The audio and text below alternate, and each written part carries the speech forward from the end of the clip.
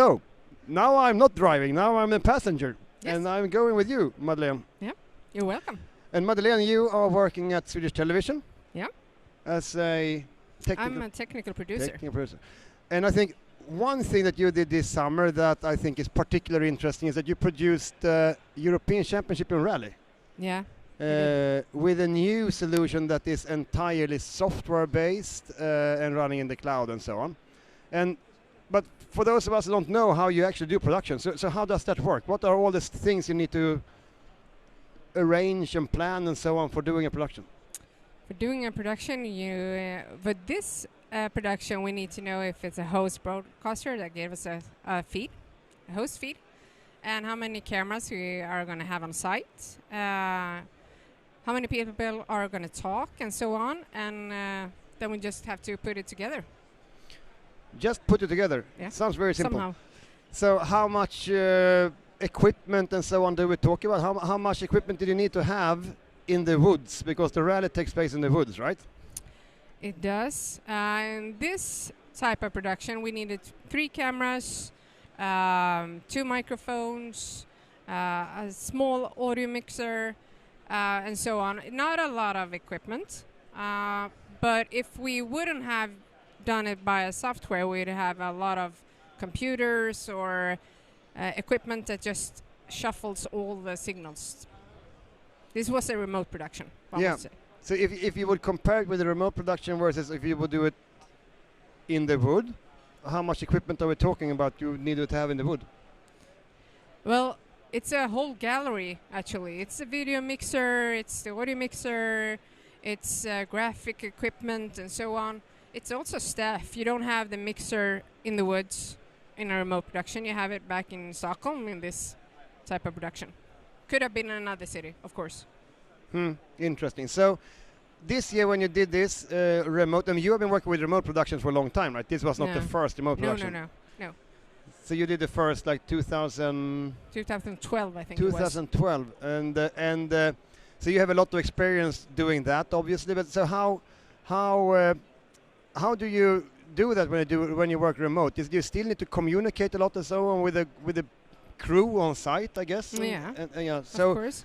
So all the communication between the crew in the woods, in this case, and then you are doing all the mixing and so on centrally in Stockholm. And that happened still, it was not from home, right? It was still from the SVT It was broadcast. from the TV house in Stockholm. From the TV house. Yeah, it was. And this remote production, has it been difficult to roll that out in the organization? Is there kind of every change in production is hard. I think it's a matter of changing the way people work. But we have done it so many years now that it's completely normal to do remote production. It's just... Yeah. So now it's more, the remote production way of working is not new to Swedish Television at all. No, not at all. So right now you are talking more about how to use new technology, but do a kind of production you are used to do, and what that means. And so so I get it. And that is this new technology that introduces any new challenges or opportunities as well? Well, both, of course. We need to figure out how to work with it. It doesn't mean it's a new interface of some sort that we need to learn and how to set it up and so on. But it also gives you an opportunity to test and try. Maybe you have something that's more efficient for you, or it's better for the environment, or better for your wallet as well. Good that you brought that up, because the environment, we actually did some measurements, right, on the environment, and it's difficult to measure sustainability impact. As a matter of fact, I've had an interview with another guy, Dom Robinson, who works with Reading and Streaming. We talked about this, the complexity of measuring and so on. But anyhow, being hard doesn't mean you shouldn't try, and I think we did try, right? We did. And what was the result? We concluded that the energy consumption... It was 70 to 90% lower than what we usually have. And that is, it's huge. It's a major difference. And I think that another thing that we learned since we were involved in this, right, is that it's a little bit difficult to I mean, particularly difficult in the broadcast industry because we are not as mature as other industries are in creating reports and tools and so on, explaining sustainability It was impact. hard to get the info. Yeah. We didn't get the info. No, it was based on a number of assumptions and so exactly. on. So going forward, so what do you think is the next steps in this kind of ways of working and using this kind of tools?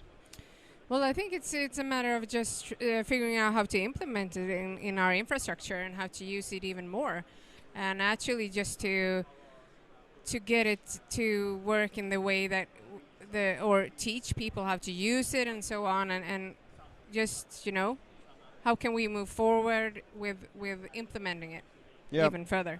Yeah, and that implementation comes with, I guess, both teaching, of course, an organization and maybe setting new processes and workflows. Yes. And then also just replacing legacy tools and technology to more modern tools. And that affects the things that you already have or solutions that you already have that you want to keep, and how are you getting them together, or is it like, well, it's a lot of things to think about, but but it's a good challenge. It's a good challenge. It's nice to have a challenge, and I think it's a good challenge to have when you are like, it's kind of obvious that you need to move in this direction, right? So yes, of course. So you don't need to hesitate too much if this is the right thing to do. It's more how do we do it, and doing it right more than if we should do it and so on. Exactly. So I think it's that's kind of a good feeling.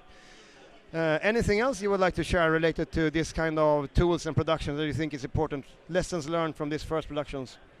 That it's a really good thing to do a live POC. Yeah. And it was amazing that it worked, just as we thought. It was really a good production. And if you have any questions, you know where we are, in the woods. Yeah, in the woods. And as you said, it's good to do POCs, because even if you have only a few buttons, it might be easy to forget to press one of them. Just have the buttons you need. Yeah, no more, have no the less. buttons you need. All right, so maybe we should, this might be a good place for me to drop off. You want to get out of the car? Is that it? Yeah, I think this is pretty much, this is fantastic to driving with you, but I think this is about where I'm supposed to get off, I think. So thank you for the ride. Thank you. Mm.